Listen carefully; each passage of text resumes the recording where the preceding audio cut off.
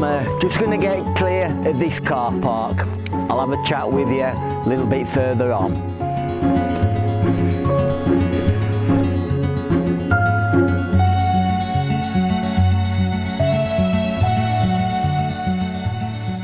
Hi again and welcome to this video. I've just parked my car back at King's Tree. There's only one other car there, so very quiet. Now today's camp, well, I'm aiming to camp at Crowstones up the upper Derwent Valley. It's a spot I've walked past many times but never actually camped there, and it's a fantastic location. I've sort of been saving it. Now to me it was so popular I thought if I went in summer there's a very good chance somebody else might be there, so I always had it on the card, you could say, for a winter camp. I was hoping for a little bit better weather because it's the views from Crowstones that really make it, but I booked me couple of days camping ahead on our calendar and this is how it's fallen. I miss the snow, I miss the bright sunny weather. I've got dull, misty, cloudy, but you can't pick and choose, make the best of it. It'll still be a good camp, and what a fantastic location to camp at, Crowstones. So I'm just on this track now. It's, I know, half a mile, 3/4 of a mile long and takes me up to Slippery Stones. So I'll have another word with you at Slippery Stones. See you in a little bit.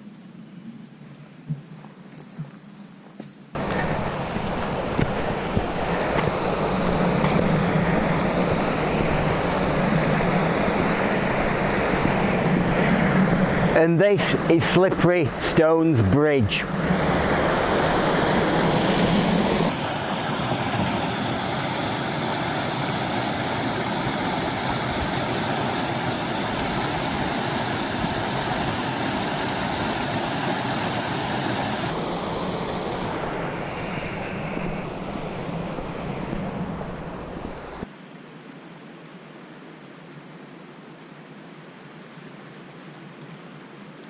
So we've just got clear of Slippery Stones Bridge. We've got a big climb in front of us, about 1,000 feet straight up. But gotta be done, gotta be done. Now Crowstones, like I said, is a fantastic place to camp. It is a little bit remote, and I don't know if it's that or my age, but I do get a little bit of worry at night, a bit of anxiety when I do these sort of remote camps. It might be something as I get older, I don't know, but it's like lots of little things like is this access road going to be open? It has been shut on other occasions. I know it is shut Sunday at this time of the year. Have I got enough gear with me to keep warm? Have I got too much? Am I challenging myself too much by doing this big climb with all my heavy gear? By the way, out of interest, I've got 13 kilograms in my pack. I managed to weigh. That's everything I need, bar from water, which I'll get at the top. So 13 kilograms for a winter pack. But lots of little things played on my mind last night. With the weather. What's it going to do? The original plan for this camp was to take my drone up with me, and I'll be taking dehydrated food. That was last week when it was bright sunny. Then I looked at the forecast for today and it's drizzle, cloudy, so I thought it's not worth carrying my drone. There's 1,600 grams there, so I got rid of the drone. But I thought I'll still stick with the dehydrated food. I couldn't be bothered to try and think of something else and carry all the food up there. Once I get clear of that car and I'm walking, I'm fine. I feel as happy as anything now. There's no going back. Everything's set to go. No matter what the weather did, what anything, I'm on a camp today. And I think once I've got out of the car and walked away from it, I feel a lot happier. I can I can cope with anything that it was to throw at me, anything to go wrong. It won't be a problem at all. So we'll get on with this climb. Like I say, it's 1,000 foot straight up, and it'll take us to Cutgate on Howen Edge. So I dare say I'll be having a few breathers. I'll see you on the way up.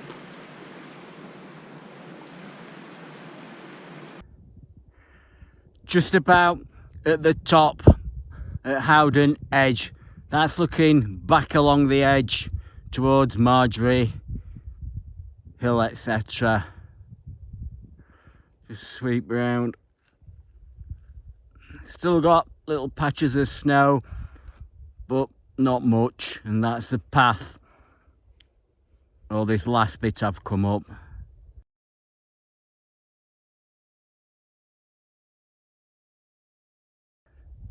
It's not fantastic, there's no sunlight.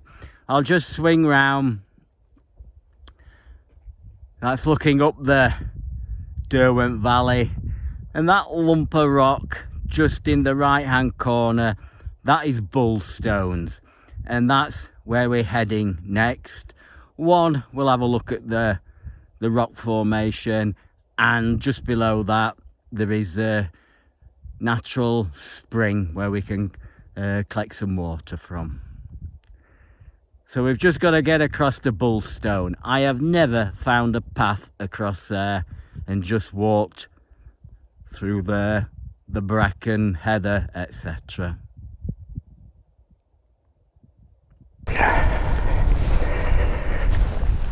Just arrived at Bullstones now.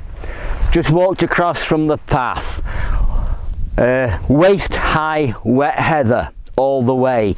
Luckily I'd put in, I had thoughts I'd never find a path, and I put in some over trousers, I'm pleased to say. I'd have just got my other trousers very wet, which I could do without. So yeah, it was a good forward thinking. So yeah, so this is Bullstones. It's a lovely spot to camp. I have camped here before, and like I say, about not far down there you've got the natural spring.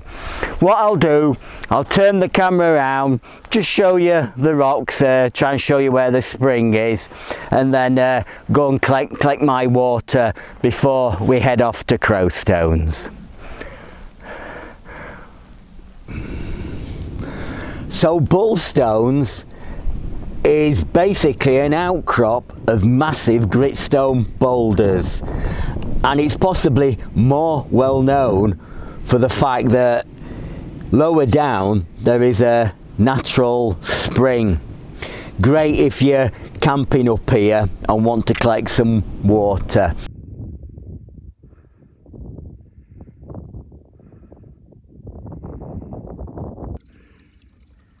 So this is the spring at Bullstones that everybody mentions when they're up this way. You can see there I've got 3 litres already filtered. That's another 3 kilograms to carry.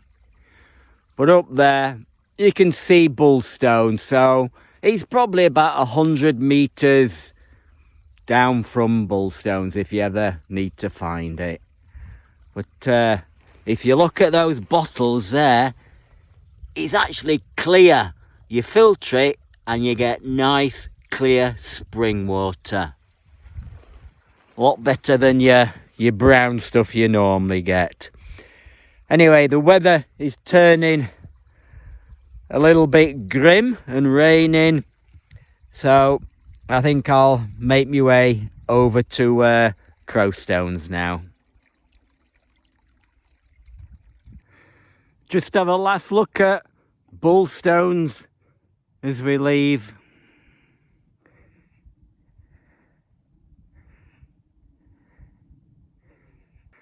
Certainly a interesting rock formation, and one worth knowing with the locality of the freshwater spring.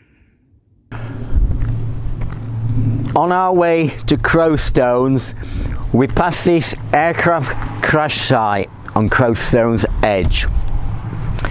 It's an airspeed console aircraft to been purchased by Icelandic Airlines and actually was on its delivery flight when it crashed 12th of April 1951. About 15 meters down you can see one of the aircraft's 2 cheater engines. You can see on here all the cylinders and pistons are missing and just the crank case really left. The pilot, wireless operator and a passenger were all killed on this flight.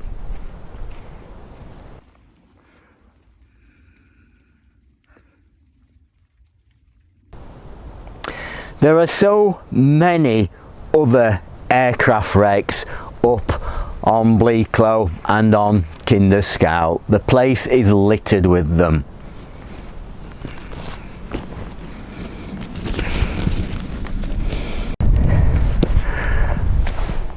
Just arrived at Crowstones. I'm pleased to say there's nobody here. You can see the patch of ground there. That is where everybody camps. Mind you, who'd want to be up here on a January wet and misty afternoon? Anyway, I do. So it is raining, so first thing I'm going to do is get my tent pitched, and then as long as it's fine enough we'll have a little look round. Basically that's Crowstones, and just beyond where I'm going to pitch my tent you can see that rock, that is Rocking Stones, but hopefully we'll have a closer look in a bit. Getting the tent pitched is priority.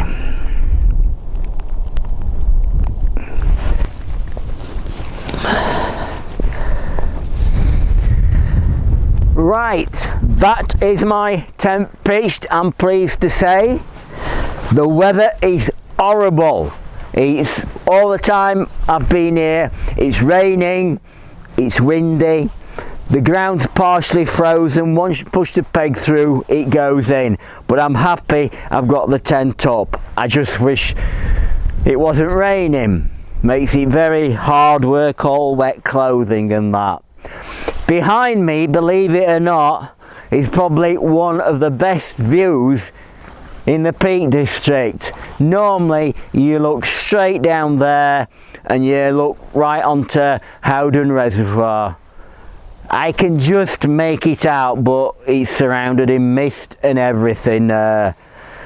Probably will have to come up one summer to get the benefit of the views. What I'm going to do now, before I change my clothes, I'm going to walk around the rocks, just film it a little bit, try and show you what there is, the structure, the big boulders and Rocking Stone itself. It might be the best we get, so I thought I'd better film it and I can tell you a little bit about it. They do look impressive. It's just the visual side of all the different shapes and that. So we'll get on and have a look at the rocks, and then I'm getting in that tent and I'm not coming out till tomorrow morning. See you in a little bit.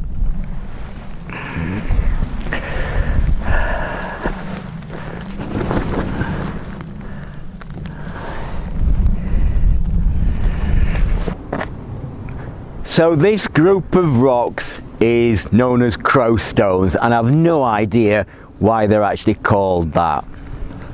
Huge gritstone rocks weathered away over thousands of years to form intriguing shapes with cracks and crevices, and rocks that look like they've just been picked up and balanced there.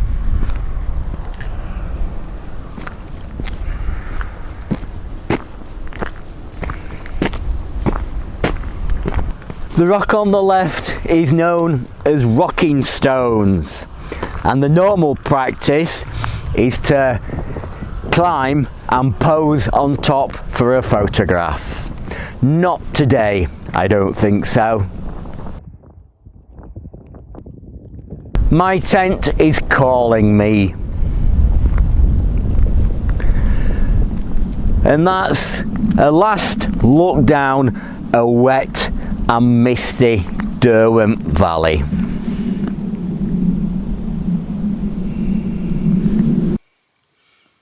Pleased to say I'm all warm and dry in my tent now. The walk from Bullstones to Crowstones was awful. It was so wet. So pleased I got the waterproof trousers. Well, I got the tent up straight away, and at least I'm dry and reasonably warm. Once I get my sleeping bag, I will be warm then. But I suppose it's not too late to wish everybody a happy new year. I know it's end of January now. Don't know where the time flies. But yeah, happy new year to everybody. I hope you had a good one. I'm pleased to say, for myself, I spent my new year in Malaga in southern Spain. It was lovely. Went for about 5 or 6 days across New Year. You got 20 degrees, you could sit on the beach. It was just lovely. The two things I remember most are the sun and the blue skies and the warmth. And the other was the size of the gin and tonics. Wow! You ask for a gin and tonic and they bring you a glass and a bottle on a tray. And while they're chatting to you, they just pour it. And next minute, you've got those big gin, like fishbowl gin glasses. You've got half of that. It was amazing. You had one gin and tonic. It'll last you about an hour. I think there were about 4 or 5 gins in it. So yeah, they're the two things I possibly remember of Malaga. But I think we came back and the place was covered in snow. And then I'd got all this stuff on. So this was my first opportunity to get out really. It is a little bit wet, but it will still be a good camp. I'm afraid with no gin, but we might have a wee dram later on. I've actually made a start with my main meal. This is a simple cup of soup, minestrone, but oh, does it taste so good.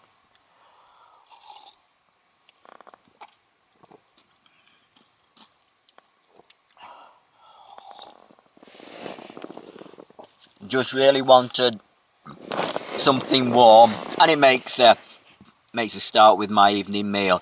I think, like I said earlier, I've gone all dehydrated, having to walk all the way up here, and the rainy conditions, not always practical to cook. So, minestrone soup, that's something to eat. Beef stew with potatoes, extra large version.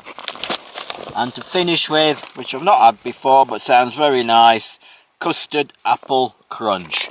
So, I know I'm usually slag these dehydrated meals off, but there are occasions when they fit the bill, and I think today is one of them. I can't even open the tent door with the rain coming in, so everything's inside the tent, and boiling some water to cook my evening meal suits me to the ground. So I'm going to finish my soup and then make a start with my evening meal. You might not see much because there isn't much to see. I shall show you pouring water into a bag. I think that's all I can show you. I'll see you in a little bit. Finish my soup off.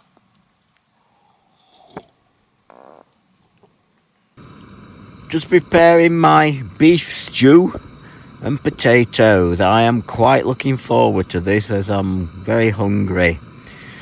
So all I've had to do really is boil up, I think it's 570ml of water. That goes straight in that packet, seal it, leave it for about, I think it were about 10 minutes or something like that. And hopefully that'll give me a nice warm meal. Still raining and very foggy outside, so I'm having to sort of cook inside the tent. I've got plenty of ventilation, so no problems there. We'll have a look at it in a bit when it's all prepared. Right, Time to try this stew out. I can smell it and it smells nice. That tastes okay. It looks filling. You know, I can see all the potato, swede, vegetables, probably not a lot of meat, but all that carbohydrate in you, it'll fill you up.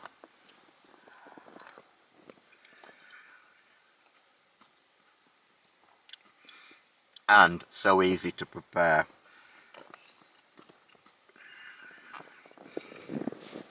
It is very, very damp everywhere. Apart from the condensation, I mean the ground is soaked and partially frozen. There's condensation all over the inside of the tent. Might dry out later on when I finish cooking and I settle down for the night. But I think it's going to be a damp one and a lot of drying out tomorrow.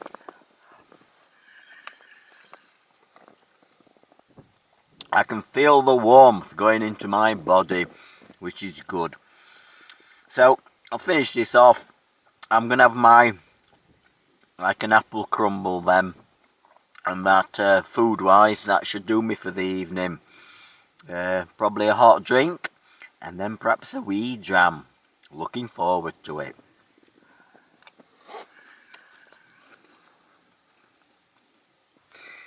Well, that's all my food eaten. It was quite enjoyable. The apple crumbly thing, it had a funny texture, but at the end of the day, it was warm, it was sweet, and it finished the meal nicely. So I'm going to just try a drop of whiskey. This is a whiskey that I've had before a couple of times. What it is, I had some new bottles bought at Christmas. This is a bottle I need to drink up really. It's Glenmorangie, 10 or 12 year old, I forget which, but yeah, Glenmorangie. It's a very, very mild, drinkable whiskey. Now, normally I have my Glencairn glass, but I got this little glass. There's a story behind it. As we were in Spain, Malaga, I was trying a bit of sherry and quite liked it. So when I came home, I thought I'd buy some sherry glasses. I went on eBay and I bought half a dozen second-hand, I don't know where they've come from, little sherry glasses. They were a lot smaller than I anticipated. But then I thought, well, it'd be ideal for a drop of whiskey. I weighed my Glencairn glass, that was 150 grams, this is only 75. So you can nose it. It'll hold what I want to drink. So I thought I'd bring one with me to try it.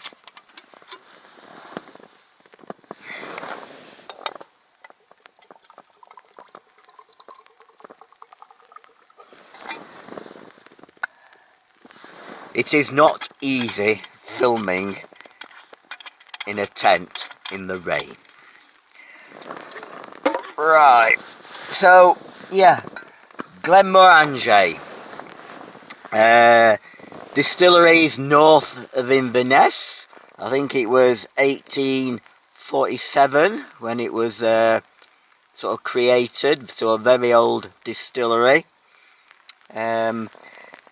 Glenmorangie, the one thing that they changed with it, that they went and put it in an orange box in 2022. I thought it was just a one-off, but that is it. It's in this bright orange box. I won't say it looks fantastic, but that's how they want to market it. So not much I can really do, really. Sweet citrusy nose to it.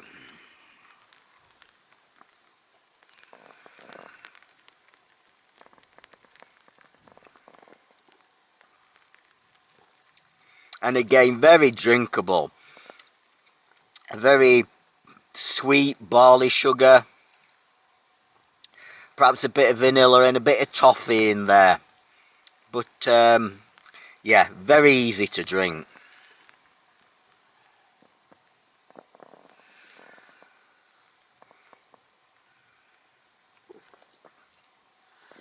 I better put that down. I'll knock it over. I've put it in my cooking pot. And the finish is, it's very mild, but it is lasting, so it is a very, very drinkable whiskey, is Glenmorangie. Now, before I forget, my in reach, I've messaged my wife, just let her know I'd arrived, and I'll leave her a plan of where I'm going to camp, and then I just confirm with this I'm camping in the agreed place. Quite often when I've come up here, I've had to swap places due to weather, due to wind, other considerations. So it lets her know, and I can communicate if anything bad happens as well. But I thought I would just mention the subscription rates on this has changed. For the last couple of years I've had it, it's quite expensive, but you've got to pay these things for safety when you're getting a bit older. But the subscription has cost me £15 nearly a month. I think if you do it for a year it's 13, if you do it monthly it's 15. But around, I don't know if it was November time, they've changed the subscription rate. So they've now made it where it's only £7.99 a month, but they charge you for every message you send. I'm okay with that. I only use it when I go camping, and I might do 1 or 2 messages, and I think it's 10p a message. Sometimes I track where I go, and that's 10p each tracking point. But so it has literally, for me, it's literally half the subscription price. So it only costs me, say, about £8 a month, and with that I've got peace of mind, and I can communicate back at home if I have to. And I can see a layer of condensation on it. That's how damp it is in here. Anyway, so I'm going to finish this drop of Glenmorangie and then pour another, and I've got something else to tell you about. I'll have a think once I've drunk this.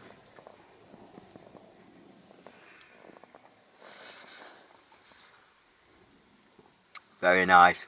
Nice little glass as well. Weight saving at 75 grams. So I'll get myself another glass, come back to you in a little minute or so. Now, the only other thing to chat about was, I think on my last camp, I was in my field and trail maker, a camp, a tent I loved so much, but about 40 years old, but I loved the porch on it. It was great for cooking in, which I enjoy.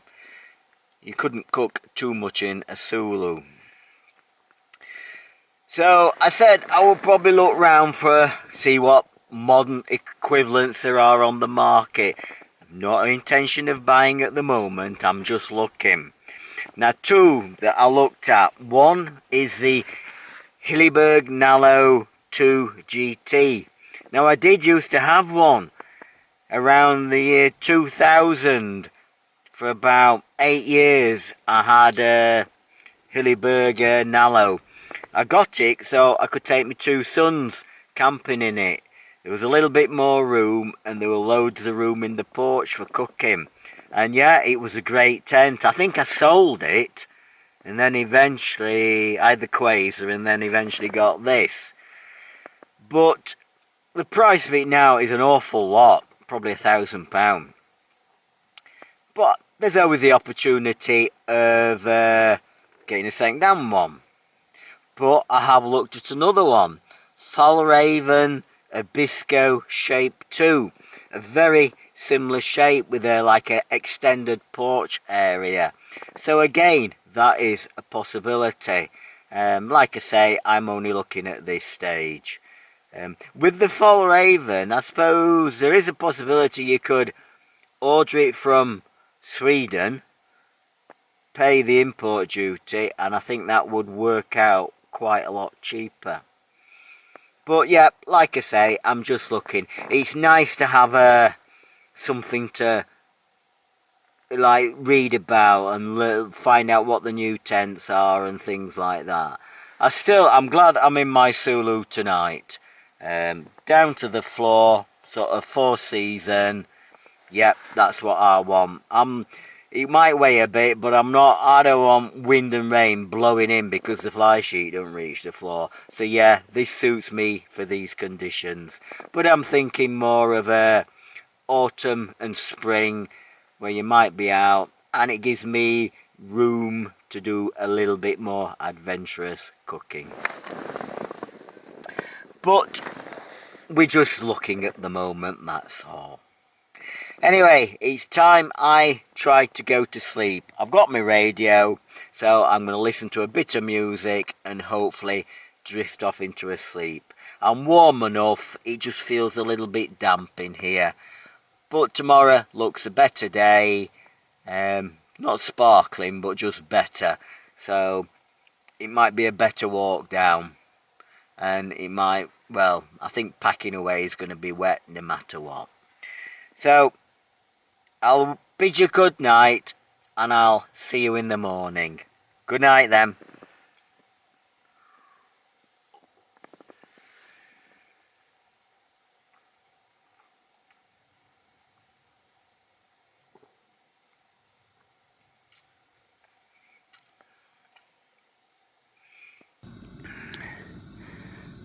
Well, good morning there. Rather a wet one. Just had a look outside, pitch black. I think it stopped raining, but everywhere looks so wet. There's probably a fair bit of mist down at the moment. Hopefully that might have cleared by the time I get out. Just boiling some water up, that'll do for a cup of coffee. Make some porridge up with some golden syrup to sweeten it. And I think that'll do me. I think then just a matter of packing up. Ain't going to be enjoyable at all, packing a wet tent up, etc. But I'll get everything packed up and I'll see you outside the tent probably when we're all packed up. It isn't going to be a pleasant experience, and I wouldn't say it's that easy or interesting to film packing up in the morning. So I'll see you in a little bit when everything's sorted out. 8 o'clock in the morning and it's still not properly light. I was awake a lot earlier. I'll have been awake probably 6, 7. When you think, I was in the tent at 4 o'clock, so that's 14 hours nearly, so you're eager to get up. I was going to get up, but it was pitch black outside here, so I waited a bit. Behind me there's a glow in the sky, which is the sun, but it's hidden behind a bank of clouds, so I don't think we'll see a sunrise, because I think it's already up, but at least it should brighten up in a little bit, and it isn't raining. There's just very poor light around here, I think, with the sun hidden behind the cloud and that. So next job is to drop the tent, not pleasant, squash it in a bag in my rucksack, and then if you think we came from over there, Bullstones, walked to Crowstones last night, this morning I'm going straight down. If I go straight down there, extremely steep, but I'll be down in probably about 15 minutes and I can meet up with the path on the River Derwent, and then it's just a steady walk back to the car. So I'll probably let you know when I'm heading down, once I'm all packed up, and then it's like I say, it's just straight down the hill. It's not worth looking at the rocks again because there's just not enough light. I know it looks bright there, but that's just the GoPro's interpretation. I'm looking at the stones there, and there's hardly any light at all, even less than yesterday. So I'll see you in a bit when I've got this wet tent all packed up.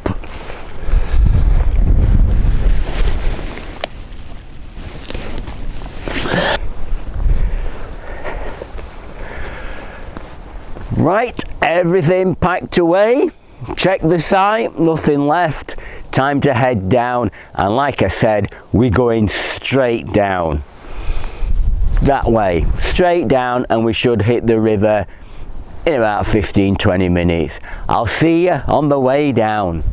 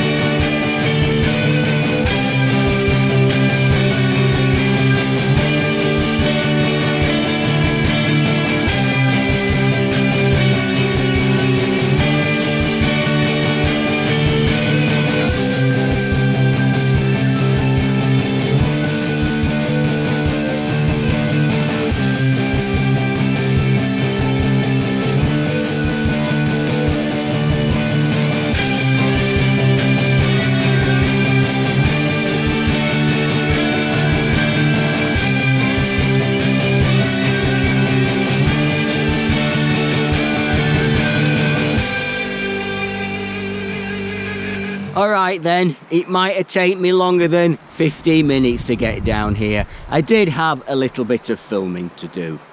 But yeah, it was very exhilarating. That proved I can still do it. Bring this video to a close now.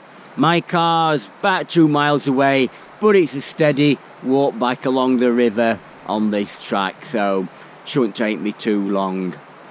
Next couple of videos I'm going to do won't be wild camping, be related to car camping. Not fully decided, but probably a car camp, stealth car camp mind you, and then probably after that another stealth car camp, but a trip somewhere sunny. So that'll do for the next two, I think, and then back out wild camping, of course. But even though the weather was wet and cloudy, I still enjoyed it. It was still enjoyable in the tent, and I was so warm. It's unbelievable that in such hostile conditions, a little fabric tent can give you your own personal little bit of paradise in a way. Thanks for watching, and I'll see you in February, probably in the car. See you then. Bye.